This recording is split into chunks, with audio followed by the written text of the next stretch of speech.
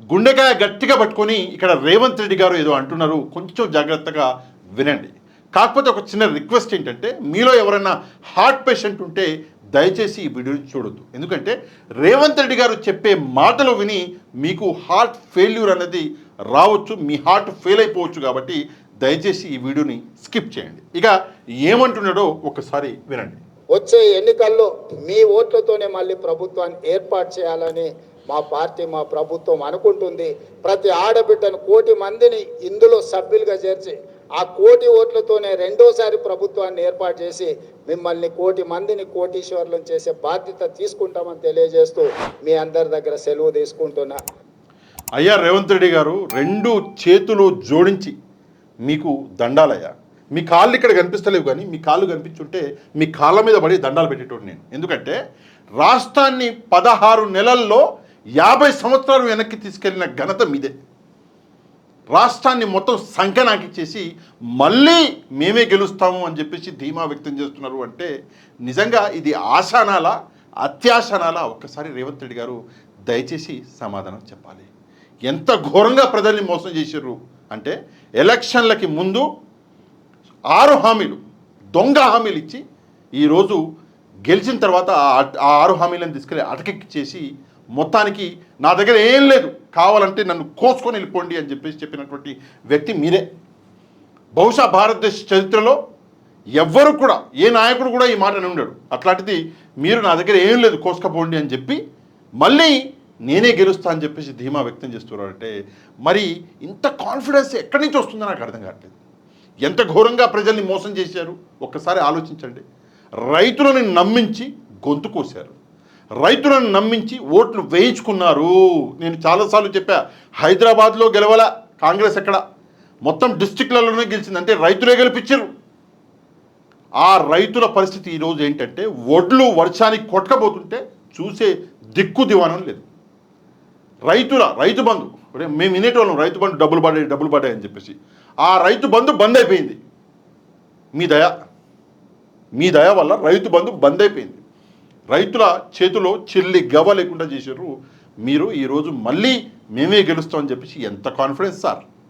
ఈ కాన్ఫిడెన్స్ ఆడ ఎవరి దగ్గర లేదు. నా దగ్గర ఉంటే నేను ఈ పార్టీకి ఏదో అయిపోయేటోడిని. మీ దగ్గర ఉన్న కాన్ఫిడెన్స్. ఆ సన్న ఓట్లు అన్నారు, సన్నబియ్యం, ఆ సన్నబియ్యం, ఆ ఒడ్లు కొట్టకపోతుంటే పత్తలేదు, ఎవరు చూస్తుండలేడు. 500 రూపాయలు ఏదో అడ్వాన్స్ అన్నారు. ఆ అడ్వాన్స్ ఎవరికి ఇచ్చారు? సరే, ప్రజలకు ఇచ్చినా లేదా వేరే విషయం. మీ పార్టీ కార్యకర్తలకైనా ఇచ్చుకున్నారా? ఎందుకంటే భూతద్దం పెట్టి ఎతికినా ఎవడు కనిపిస్తలేడు. ఆ 500 ఎవరికి ఇచ్చారు? రైతుల సంగతి ఇది. సరే, రైతుల సంగతి పక్కన పెట్టేస్తే మహిళలు ఎంత ఘోరంగా మోసం చేశారు అయ్యా. 2500 రూపాయలు ఏదో ఇస్తానన్నారు అనుకుంటా నెలకి. ఏవి ఆ డబ్బులు? ఎక్కడున్నాయి ఆ డబ్బులు? ఎవరికి ఇచ్చారు ఆ డబ్బులు? ఒక్కసారి సమాధానం చెప్పండి.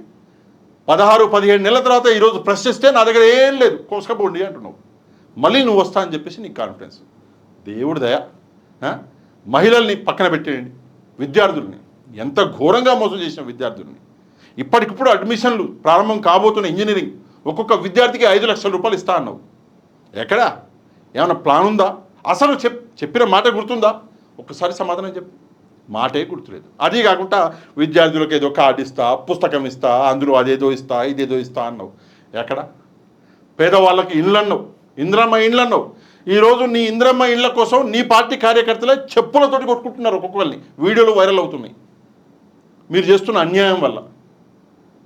ఇంత చేసి మళ్ళీ మీరే అధికారంలోకి వస్తారు అని చెప్పేసి కాన్ఫిడెంట్గా ఉంటారు. అంటే నిజంగా నువ్వు దేవుడివి, నిజంగానే నువ్వు దేవుడివి. ఏమి ఇచ్చారు అంటే ఫ్రీ బస్సు, మహిళల్ని కొట్టుకోండి అని చెప్పేసి ఫ్రీ బస్ ఇచ్చారు. అంతే కదా? అంతకు మించి ఏమైనా చేసిరా? అంతకు మించి ప్రజలకి పనికొచ్చే పని ఒక్కటి చేసిరా? ఏమన్నా చేసిరా అంటే ఒకటే, ఏంటంటే రాష్ట్రంలో ప్రభుత్వ భూముల మీద పడ్డారు. ప్రభుత్వ భూములని రాత్రికి రాత్రి మాయం చేస్తున్నారు, భూదందా చేస్తున్నారు, కోట్లు కొన్ని వేల కోట్ల రూపాయలు సంపాదిస్తున్నారు. మొత్తం సంపాదించి మొత్తం మూటగట్టి దేశం బయటికి పంపిస్తున్నారు. మీరు మళ్ళీ వస్తామని చెప్పేసి ఆశపడడం నిజంగా తెలంగాణ ప్రజలు ఆల్రెడీ మేము మా చెప్పులతోటి మీకు ఓట్లు వేసిన వాళ్ళం, మా చెప్పులతోటి మమ్మల్ని మేము కొట్టుకుంటున్నాం. అట్లాంటిది మీకు మళ్ళీ ఓటేస్తామని చెప్పేసి మీరు ఆశపడడం, అత్యాశపడడం, దాన్ని విని మేము తరించడం, ఇదే మాకు సరిపోతుంది. ఏంటి, 1,00,00,000 మందిని కోటీశ్వర్ని చేస్తావా నువ్వు? 1,00,00,000 మందిని కోటీశ్వర్ని చేస్తావా? చేయి చూపిద్దాం, చేయి చూపించు. నువ్వు చేసి చూపించు, అందరు నీకే ఓట్లేస్తారు. మొన్నటికి మొన్న కాదు నా దగ్గర రూపాయి లేదన్నావు, నువ్వు కోసుకబొండి అన్నావు, కోటీశ్వర్ని యాన్ చేస్తావు. అసలు అప్పు పుడతలేదు రాష్ట్రంలో, నన్ను చూసి ఎవరు అప్పిస్తలేరు అని చెప్పేసి నువ్వే డిక్లేర్ చేసుకున్నావు. అట్లాంటిది 1,00,00,000 మందిని కోటీశ్వర్ని యాంచి చేస్తావు. నువ్వు చెప్పే ఒక మాటకి ఇంకో మాటకి ఏమన్నా అసలు కరెక్షన్ ఉందా? రాష్ట్రంలో 1 రూపాయి లేకపోతే 1,00,00,000 మందిని కోటీశ్వర్ని ఎట్లా చేస్తావు? ఒకసారి సమాధానం చెప్పాలి రేవంత్ రెడ్డి గారు. రెండోది అతి ముఖ్యమైనది, ఈరోజు కాంగ్రెస్ పార్టీ మళ్ళీ అధికారంలోకి వస్తుంది అని చెప్పేసి నువ్వు అంటున్నావు కదా. అసలు కాంగ్రెస్ పార్టీ లోపల ఏం జరుగుతున్నదో నీకేమైనా ఐడియా ఉందా? కాంగ్రెస్ పార్టీ ఇంటర్నల్ అఫైర్స్ ఏం జరుగుతున్నాయో నీకేమైనా ఐడియా ఉందా? ఒక లోకల్ ఎమ్మెల్యే ఒక మంత్రికి పడతలేదు. ఎగ్జాంపుల్ చెప్తున్నా, నీ పార్టీకి సంబంధించినటువంటి మహిళా కార్యకర్తలు, మహిళా నాయకురాళ్ళు వచ్చి నీ పార్టీ ఆఫీసులో ధర్నా చేస్తున్నారు. ఇక చెప్పుకుంటూ పోతే కోకొల్లలు. ఇంకో విషయము, నీకు శత్రువులు అక్కర్లా, నీకు మాలంటూళ్ళు అస్సలు అక్కర్లా. నీ మంత్రిమండలిలోనే ఉన్నటువంటి మంత్రులు కొంతమంది మాట్లాడుతున్నటువంటి మాటలు చాలు, ఆ మాటలకే నీ పార్టీ ఓడిపోద్ది. ఉదాహరణకి కొండా సురేఖ గారు, ఆమె చేతికి మైక్ ఇచ్చి చూడు, 4 రోజులు నీ ముఖ్యమంత్రి పదవి ఊస్తూ 4 రోజులు కరెక్ట్గా అయ్యి, రోజు ఒకసారి మైకి 4 రోజులు, 5వ రోజు నీ పదవి ఊడిపోద్ది. పాపం కావాలని చేయదు, మళ్ళా తెలియకనే చేస్తుంది. ఏదో మాట్లాడుతుంది, ఏదో మాట్లాడబోయి దెబ్బకేం లేదు ఢిల్లీకి అదిరిపోద్ది. నీకు ఆంచి ఫోన్ వస్తుంది, అయ్యా నేను పీకేసినాము, దయచేసి మీరు తట్టా బుట్టా చదువుకుని వెళ్ళిపోండి అని చెప్పేసి. ఇవి పరిస్థితులు. మీ పార్టీ ఒక పాలసీ లేదు, ఒక విధానం లేదు. ఈరోజు 16 నెలలు అయింది. 16 నెలల నుంచి ఏదన్నా కొత్త ప్రాజెక్ట్ ఏమైనా ప్లాన్ చేసిరా?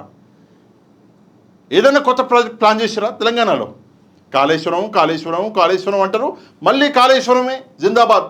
ఈరోజు కాళేశ్వరం లేకుండా ఉంటే ఏంటి పరిస్థితి, రైతుల పరిస్థితి? ఒకసారి ఆలోచించరా? ఎప్పుడు కేసీఆర్ కేటీఆర్ హరీష్ రావు వాడు అబ్బా జీవితం.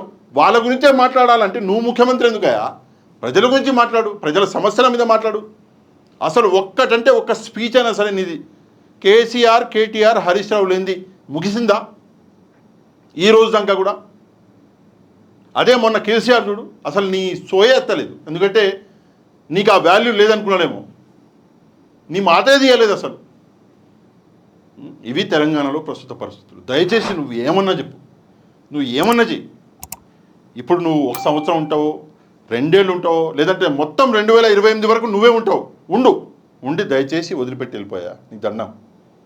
ఇంకా నువ్వు రాష్ట్రం వదిలిపెట్టి వెళ్ళిపోతే ఇంకా దండం పెడతాం నీకు, దయచేసి. ఎందుకంటే బతకని మళ్ళీ అధికారం అని చెప్పేసి మళ్ళీ పేదవాళ్ళని మభ్యపెట్టి మళ్ళీ రాజకీయాలు మొదలుపెట్టి మళ్ళీ అధికారంలోకి రావాలని నువ్వు ప్రయత్నం చేసినామనుకో, ఇక రాష్ట్రాన్ని ఎవ్వరు కాపాడలేడు, ఎవ్వరు కూడా కాపాడలేడు. నువ్వు అధికారంలో కాదు, నువ్వు ఈసారి ప్రతిపక్షంలో కూడా కూర్చోవద్దు. అట్లాంటి పరిస్థితులు చేస్తేనే తెలంగాణ అన్నది మళ్ళీ నిలదొక్కుంటుంది. లేదంటే చాలా కష్టం, చాలా అంటే చాలా కష్టం. ఈ విషయం మీద మీరేమనుకుంటున్నారు? నెక్స్ట్ టైం రేవంత్ రెడ్డి గారు మళ్ళీ అధికారంలోకి వచ్చే అవకాశం ఉందా? కాంగ్రెస్ పార్టీ మళ్ళీ అధికారంలోకి వచ్చే అవకాశం ఉందా? తప్పకుండా కామెంట్ చేయడం మాత్రం మర్చిపోవద్దు. ఈ వీడియోని ఒక లైక్ అండ్ షేర్ చేస్తే వీడియో అన్నది వైరల్ అయ్యి ప్రజలందరికీ నిజాలు తెలుస్తాయి. కాబట్టి తప్పకుండా ఒక లైక్ చేయడం మాత్రం మర్చిపోవద్దు. ఎవరైతే ఛానల్ని సబ్స్క్రైబ్ చేసుకోలేదో ఛానల్ని కూడా సబ్స్క్రైబ్ చేసుకోండి. నెక్స్ట్ వీడియోలో మళ్ళీ కలుద్దాం. అంతవరకు థ్యాంక్ యూ వెరీ మచ్. జై హింద్.